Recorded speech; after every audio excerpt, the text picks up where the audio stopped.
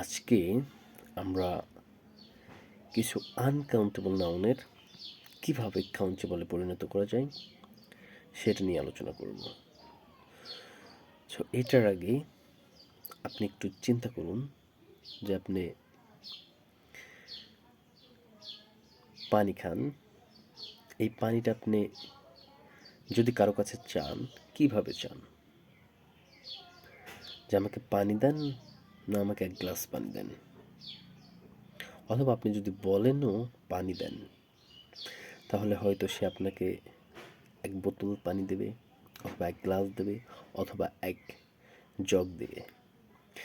তাহলে এই যে পানির ক্ষেত্রে এক জগ, এক মগ, এক বোতল, এক গ্লাস, এক কাপ, এই যে মেজারিং ওয়ার্ডস, এগুলোকে বলা হয় মেজারিং ওয়ার্ডস। সো মেজারিং ওয়ার্ড যুক্ত করতে হয় আনকাউন্টেবল নাউনের সাথে।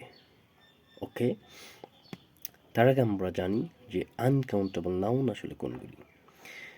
যেই নাউনগুলোকে সাধারণত কাউন্ট করা যায় না, 1 2 3 4 গোনা যায় না, তাদেরকে আনকাউন্টেবল নাউন বলে।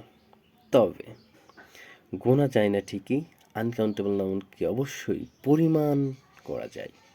এক গ্লাস, এটা একটা পরিমাণ, সংখ্যা নয়। It's a amount, not number.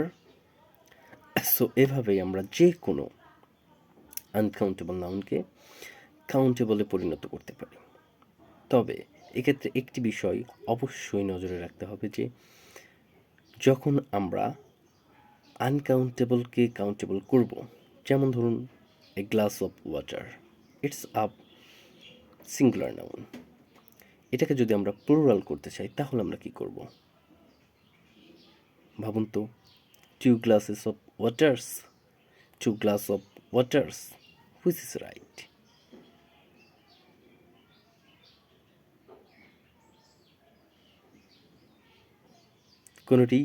কোনোটিই সঠিক নয়।